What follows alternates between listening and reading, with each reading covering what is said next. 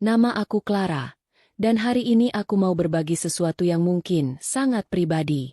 Sebuah cerita yang selama ini aku simpan sendiri, tentang bagaimana hidupku berubah drastis karena hutang suamiku. Kalian tahu, pernikahan itu indah, sampai suatu hari, suamiku, Adi, mengaku terlilit hutang besar pada temannya sendiri, Rama. Dan jalan keluar yang dia tawarkan kepadaku adalah neraka. Aku harus memberikan kenikmatan kepada Rama sebagai penebus hutang.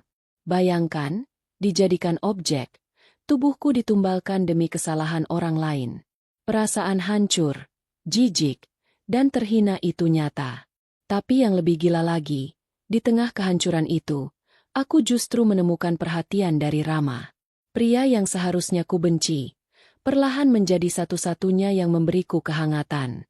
Ini adalah kisah tentang pengkhianatan ganda, tentang pilihan-pilihan sulit, dan tentang bagaimana sebuah pengorbanan bisa berujung pada sesuatu yang sama sekali tidak terduga. Siap mendengarkan ceritaku? Mari kita mulai. Langit senja di Semarang selalu punya cara menenangkan. Jingga dan ungu berbaur jadi satu. Tapi belakangan, bahkan keindahan itu tak bisa menembus dinding cemas yang melingkupi hatiku. Namaku Clara. Dulu, hidupku terasa sederhana, bahagia, dengan Adi, suamiku. Kami punya rumah kecil, impian sederhana, dan cinta yang kurasa cukup. Namun, entah sejak kapan, bayang-bayang itu mulai muncul. Awalnya hanya pertengkaran kecil soal uang, tagihan yang menumpuk, atau barang-barang yang mendadak hilang dari rumah. Adi, biasanya pria periang dan penuh ide, perlahan berubah. Ia sering melamun, tatapannya kosong, dan senyumnya hilang entah kemana. Ponselnya selalu menempel di tangannya, dan ia jadi sangat tertutup. Aku tahu ada sesuatu yang tidak beres, tapi setiap kali kutanya, ia hanya menjawab dengan nada kesal atau mengalihkan pembicaraan. Bisnis sedang sulit. Klar. Nanti juga beres, katanya, tapi matanya tak meyakinkan. Kecurigaanku memuncak saat ia mulai sering tidak pulang atau pulang sangat larut. Baunya kadang bercampur asap rokok dan alkohol, padahal dulu ia bukan pecandu. Malam itu, petir menyambar, seolah alam pun turut berteriak. Adi pulang dengan langkah gontai, wajahnya pucat pasi. Ia duduk di sofa, tangannya gemetar memegang sebuah amplop coklat. Kurasakan hawa dingin merayap di punggungku. Ini bukan pertengkaran biasa. Ini jauh lebih buruk. Kelar. Suaranya serak, nyaris tak terdengar. Aku punya masalah besar. Aku menahan napas, menanti setiap kata yang akan keluar dari bibirnya seolah itu adalah vonis mati. Dan memang, vonis itu datang. Adi mengaku, bisnis propertinya yang ia geluti diam-diam ternyata ambruk total. Ia berinvestasi terlalu jauh, dan kini, ia terlilit hutang yang sangat besar.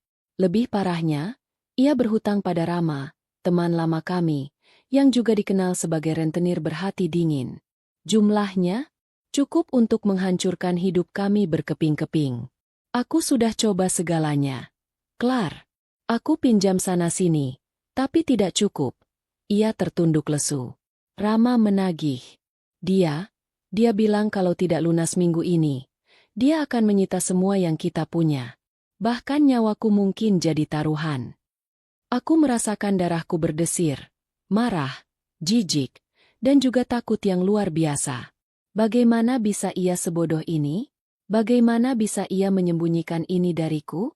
Aku ingin berteriak, menamparnya. Tapi melihatnya begitu putus asa, aku malah merasa iba. Ia tampak begitu hancur. Malam itu, setelah pertengkaran hebat dan tangisan yang tak terbendung, Adi kembali berbicara.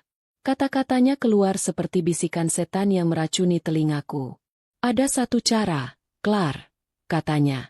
Suaranya dipenuhi putus asa. Rama, dia bilang, dia mau menunda penagihan hutang ini. Asal. Ia ragu, menghindari tatapanku. Asal, kamu mau menemaninya. Sesekali. Duniaku runtuh saat itu juga. Menemaninya? Apa maksudnya, menemaninya? Aku tahu Rama. Ia pria hidung belang yang terkenal. Kepalaku langsung memahami maksud busuk itu. Tidak, aku tidak mau. Apa-apaan ini, Di? Kau menjadikanku penebus hutangmu? Teriakku histeris. Air mata mengalir deras membasahi pipi. Adi meraih tanganku. Memohon. Matanya berkaca-kaca. Kumohon. Klar. Ini satu-satunya jalan. Demi kita. Demi masa depan kita. Aku janji ini tidak akan lama. Begitu aku bisa melunasi hutangnya, semua ini akan berakhir. Aku mohon. Klar. Aku tidak tahu harus berbuat apa lagi. Aku menatapnya. Pria yang kucintai. Kini menjadi pria yang menjerumuskanku ke dalam jurang terdalam. Aku merasa terpojok. Tak berdaya. Antara melindungi diriku dari kehinaan atau menyelamatkan pria yang sudah menghancurkan hidupku. Keputusasaan membelenggu. Dan di malam itu, aku merasakan jiwaku sedikit demi sedikit mulai mati. Malam itu terasa seperti satu abad. Aku tidak bisa tidur. Kata-kata Adi terus berputar di kepalaku, menggerus sisa-sisa harga diriku. Menemaninya sesekali. Kalimat itu terdengar seperti racun, tapi di sisi lain, wajah putus asa Adi juga terbayang. Bagaimana mungkin aku bisa menyelamatkan rumah tangga kami jika aku sendiri yang menghancurkannya dengan menolak? Namun, bagaimana aku bisa hidup dengan diriku sendiri jika aku setuju? Aku mencoba mencari jalan lain. Sepanjang malam, aku merangkai daftar kontak, memikirkan siapa tahu ada kerabat atau teman yang bisa meminjamkan uang. Tapi daftar itu terasa kosong. Keluarga kami tidak sekaya itu, dan teman-teman kami juga sedang berjuang. Adi sudah mencoba semua bank dan rentenir lain, tapi tidak ada yang mau mengambil risiko. Rama, si serigala berbulu domba itu, adalah satu-satunya yang bersedia berunding. Pagi tiba, membawa serta keputusan yang sangat berat. Aku menatap Adi yang tertidur pulas di sampingku. Wajahnya masih memancarkan beban berat. Rasa benci dan kasihan bercampur aduk. Pada akhirnya, demi masa depan kami, demi kelangsungan pernikahan kami, aku mengangguk. Sebuah anggukan yang terasa seperti kematian kecil bagi jiwaku. Aku akan melakukannya. Ucapku. Suaraku nyaris tak terdengar. Adi terbangun. Matanya membesar. Antara lega dan bersalah. Ia mencoba meraihku. Tapi aku menghindar. Sentuhannya terasa menjijikkan saat itu. Rama menelpon siang harinya. Suaranya di telepon ramah. Seolah kami hanya akan bertemu untuk minum kopi. Clara, bagaimana? Adi sudah menyampaikan. Tanyanya. Suaranya yang tenang justru membuatku semakin mual. Sudah, Rama. Jawabku singkat. Kapan? Ia menyebutkan sebuah kafe mewah di kawasan Kota Lama Semarang. Sore nanti. Aku segera mempersiapkan diri. Tapi setiap helaan napas terasa berat. Gaun yang kupakai terasa seperti kafan. Jantungku berdebar tak karuan. Campuran rasa takut dan jijik menguasai. Aku merasa seperti domba yang diantar ke jagal. Ketika aku sampai di kafe itu, Rama sudah menunggu. Ia melambaikan tangan, senyumnya lebar, seolah kami adalah teman lama yang baru bertemu. Ia berdiri, menarik kursi untukku. Clara, senang bertemu denganmu, katanya. Nadanya hangat, terlalu hangat. Ia terlihat rapi, karismatik, dengan setelan jas mahal. Jauh dari bayangan preman rentenir yang kubayangkan. Tapi itu justru membuatku semakin tidak nyaman. Seolah ia sengaja menampilkan sisi manusiawi yang memuakkan. Kami duduk. Ia berbicara tentang bisnis, tentang Adi, seolah ia benar-benar peduli. Aku hanya mengangguk, berusaha menelan ludah yang terasa pahit. Aku terus menunggu inti dari pertemuan ini. Dan akhirnya, ia mengatakannya. Jadi, Clara, katanya, tatapannya lekat padaku. Hutang Adi cukup besar. Tapi aku orang yang fleksibel.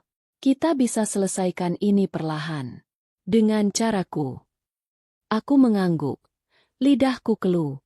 Aku hanya ingin semua ini cepat selesai. Ia tersenyum tipis. Senyum yang tidak sampai ke mata. Bagaimana kalau kita pindah ke tempat yang lebih nyaman, Clara? Ada beberapa hal yang perlu kita diskusikan lebih pribadi. Malam itu, di sebuah apartemen mewah yang asing, aku merasakan duniaku runtuh. Detailnya tidak penting. Yang penting adalah perasaan setelahnya. Hancur, kotor, dan kosong. Aku bukan lagi Clara yang sama. Bagian dari diriku telah direnggut paksa, dijual oleh suamiku sendiri demi menyelamatkan masa depan yang entah masih pantas untuk diselamatkan. Ketika aku kembali ke rumah, jarum jam menunjukkan pukul 2 pagi. Adi masih terjaga, duduk di sofa, menantiku. Wajahnya dipenuhi kekhawatiran, tapi ketika melihatku, kekhawatiran itu perlahan berubah menjadi ekspresi lega yang tak bisa disembunyikan. Ia mendekat, ingin memelukku. Tapi aku mundur selangkah. Tatapan mataku dingin, penuh jijik. Aku melihat seorang pria asing di hadapanku. Seorang pria yang telah mengorbankan kehormatanku demi dirinya. Aku masuk ke kamar mandi, membuka keran shower, dan membiarkan air dingin mengguyur tubuhku. Air mata bercampur dengan tetesan air, tapi tidak ada yang bisa membersihkan kotoran yang kurasakan di dalam diriku. Malam itu, aku tahu ini hanyalah awal. Awal dari penebusan yang terlarang. Awal dari neraka pribadi yang harus kujalani. Minggu-minggu berlalu setelah malam pertama itu, dan neraka pribadiku baru saja dimulai. Seharusnya 1 kali sudah cukup, tapi nyatanya, hutang Adi begitu besar hingga pembayaran itu harus berlanjut. Rama mulai menelepon secara rutin, mengirim pesan singkat, atau bahkan muncul di tempat-tempat tak terduga. Ia tidak pernah mengancam secara langsung, tapi keberadaannya adalah ancaman itu sendiri. Setiap kali ponselku bergetar dengan namanya di layar, aku merasakan perutku mual. Awalnya, aku membenci Rama. Membenci sentuhannya, tatapannya, bahkan suaranya. Setiap pertemuan adalah siksaan. Aku akan pulang dengan perasaan kotor, langsung masuk ke kamar mandi, dan mengguyur tubuhku berulang kali, seolah bisa membersihkan noda yang menempel di jiwaku. Aku juga membenci Adi. Kebencianku padanya tumbuh subur di antara rasa sakit dan kehinaanku. Ia seolah hidup normal kembali, lega setelah beban hutangnya beralih ke pundakku. Ia bahkan jarang bertanya tentang pertemuan-pertemuan itu, seolah memilih untuk menutup mata. Sikapnya itu semakin membuatku jijik. Namun, perlahan, ada yang berubah. Rama tidak selalu bertindak seperti predator. Kadang, ia hanya mengajakku makan siang di restoran-restoran mewah di Semarang, atau sekadar minum kopi di kafe tempat kami pertama bertemu. Ia mulai berbicara, tidak hanya tentang bisnis, tapi tentang dirinya, masa lalunya, dan bahkan impiannya. Ia menunjukkan sisi lain yang tak kuduga, perhatian. Ia akan menanyakan kabarku, apakah aku lelah, atau apakah aku butuh sesuatu. Ia mengingat detail-detail kecil tentangku yang Adi sendiri tak pernah ingat. Suatu kali, aku sedang melamun di kafe, memikirkan betapa hancurnya hidupku. Rama melihatnya. Ia tidak mengomentari, tapi ia meletakkan tangannya di atas tanganku di meja. Sentuhan itu tidak menjijikkan seperti dulu. Justru menenangkan. Ia hanya menatapku, dan entah kenapa, aku merasa ia melihat diriku, bukan hanya tubuhku sebagai objek. Kamu terlihat lelah, Clara, katanya lembut. Apakah Adi masih membuatmu stres? Kata-kata itu mengagetkanku. Aku tidak pernah menceritakan detail masalah rumah tanggaku kepadanya. Tapi ia tahu. Ia seolah bisa membaca pikiranku. Saat itu, aku merasakan konflik batin yang mengerikan. Aku tahu aku seharusnya membencinya, menjauhinya. Tapi di sisi lain, perhatiannya, pengertiannya yang aneh itu, perlahan-lahan mengikis dinding pertahananku. Ia tidak pernah memaksaku, tapi selalu tahu bagaimana membuatku merasa nyaman dalam situasi yang seharusnya sangat tidak nyaman. Hubungan terlarang ini bukan lagi sekadar pembayaran yang dingin dan transaksional. Ada sesuatu yang mulai tumbuh, sesuatu yang berbahaya, terlarang, tapi juga memabukkan. Aku mulai menemukan diriku menanti telepon darinya. Menanti pertemuan selanjutnya. Tidak lagi dengan rasa jijik mual, tapi dengan campuran rasa takut, penasaran, Dan entah apa lagi yang tidak berani kuakui. Setiap kali kami bertemu, ia akan berbicara tentang hal-hal yang membuatku merasa berharga, sesuatu yang sudah lama tidak kudengar dari Adi. Ia memuji caraku berpikir, seleraku, bahkan senyumku. Aku mulai merasa hidup lagi, hidup di luar bayang-bayang kehancuran yang diciptakan Adi. Kebersamaan kami, anehnya, terasa seperti pelarian. Pelarian dari realitas pahit di rumah, dari suami yang seolah tak lagi melihatku sebagai seorang istri, melainkan sebagai alat penebus dosa. Aku tahu ini salah. Sangat salah. Aku mengkhianati pernikahanku. Tapi siapa yang menjerumuskanku ke dalam jurang ini? Suamiku sendiri. Dan kini, pria yang seharusnya menjadi sumber ketakutan dan kebencianku, perlahan menjadi satu-satunya orang yang memberiku perhatian tulus. Aku benci diriku yang mulai menyukainya. Benci diriku yang mulai mencari kenyamanan di dalam dekapan yang seharusnya haram. Lingkaran setan ini mengikatku semakin erat, dan aku tidak tahu bagaimana, atau apakah aku ingin melepaskan diri. Semarang di musim hujan punya aroma khas tanah basah dan melati yang menyengat, mengingatkanku pada kenangan manis yang kini terasa begitu jauh. Bulan-bulan berlalu, dan aku merasa semakin terjerat dalam jaring laba-laba yang kubuat sendiri. Setiap sentuhan Rama terasa seperti belati yang menusuk di punggung Adi, namun anehnya, sentuhan itu juga seperti balsam yang menenangkan luka-luka yang diukir Adi. Aku membenci diriku sendiri karena merasa nyaman, bahkan menikmati hubungan terlarang ini. Rama terus menunjukkan sisi dirinya yang membuatku bingung. Ia bukan pria kasar yang kupikirkan. Di luar urusan pembayaran, ia adalah pendengar yang baik, pria yang tahu bagaimana membuatku tertawa, dan bahkan sesekali menunjukkan kepedulian yang tulus. Ia sering membawakan bunga mawar merah muda favoritku, atau mengirimkan makanan dari restoran favoritku. Hal-hal kecil, namun sangat berarti, terutama karena Adi semakin hari semakin acuh tak acuh. Setelah merasa aman dari ancaman Rama, Adi kembali pada kehidupannya. Ia seolah melupakan bagaimana aku harus menebus kesalahannya. Ia jarang bicara, sibuk dengan ponselnya, dan bahkan kami hampir tidak pernah berbagi ranjang lagi. Kehangatan yang dulu ada di antara kami telah lama menguap, digantikan oleh kesunyian yang mencekam dan rasa hampa yang menusuk. Aku merasa seperti benda mati di rumah kami, hanya ada untuk membersihkan kekacauan yang ia ciptakan. Perbandingan antara Adi dan Rama menjadi semakin jelas. Adi, suamiku, adalah sumber kekecewaan dan rasa sakitku. Rama, teman suamiku, seharusnya adalah pelacur dan penyebab kehancuranku. Namun dia justru menjadi satu-satunya yang memberiku perhatian dan kehangatan yang kurindukan. Pikiran ini membuatku muak pada diriku sendiri. Bagaimana bisa aku jatuh sejatuh ini? Aku merasa jijik, namun sekaligus terperangkap dalam kebutuhan emosional yang tak bisa kupungkiri. Suatu sore, setelah salah satu pertemuan kami, Rama mengantarku pulang. Hujan rintik-rintik membasahi kaca mobil. Ia menoleh padaku, tatapannya lekat, seolah mencari sesuatu di dalam mataku. "Clara," katanya, suaranya pelan dan serius. "Aku tahu ini salah. Kita berdua tahu ini salah. Tapi..." Ia menghela napas. "Aku tidak bisa berhenti memikirkanmu. Aku menyukaimu, Clara. Bukan hanya karena hutang Adi. Aku benar-benar menyukaimu." Pengakuannya menghantamku seperti gelombang pasang. Hatiku berdebar kencang. Itu adalah kalimat yang sudah lama tidak kudengar. Sebuah pengakuan perasaan yang tulus. Rasa terkejut, takut, dan anehnya, sedikit kelegaan, bercampur aduk. Aku tahu ini adalah batas yang tidak boleh kami lewati, tapi pada saat yang sama, aku tidak bisa menyangkal apa yang kurasakan.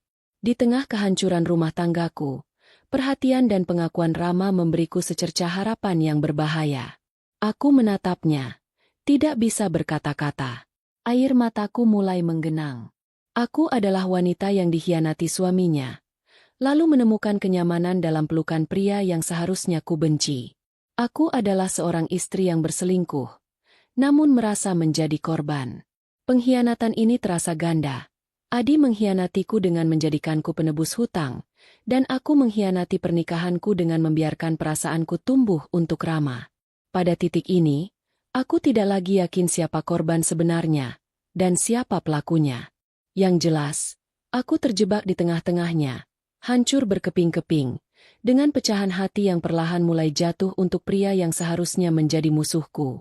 Pengakuan Rama menggantung di udara seperti guntur yang belum meledak. Aku tidak tahu harus merespons apa. Antara terkejut, lega, dan takut. Takut akan konsekuensi dari perasaan yang sudah lama kupendam ini. Air mata yang sudah menggenang akhirnya tumpah, bukan lagi air mata kepedihan, tapi air mata kebingungan yang menyesakan. Rama meraih tanganku. Jemarinya membelai punggung tanganku dengan lembut. Aku tidak memintamu membalasnya, Clara. Bisiknya. Aku hanya ingin kamu tahu. Ketika ia mengantarku sampai depan rumah, aku masih linglung. Begitu pintu mobil tertutup, aku berdiri mematung di teras. Pikiranku kalut. Rama menyukaiku. Dan aku tidak bisa memungkiri. Perasaanku padanya pun sudah bukan lagi sekadar benci. Ada simpati, kenyamanan, bahkan ketertarikan yang tak pantas. Bagaimana bisa pria yang menjadi awal mula kehancuranku justru menjadi satu-satunya yang menawarkan secercah harapan? Malam itu, rumah terasa dingin dan hampa.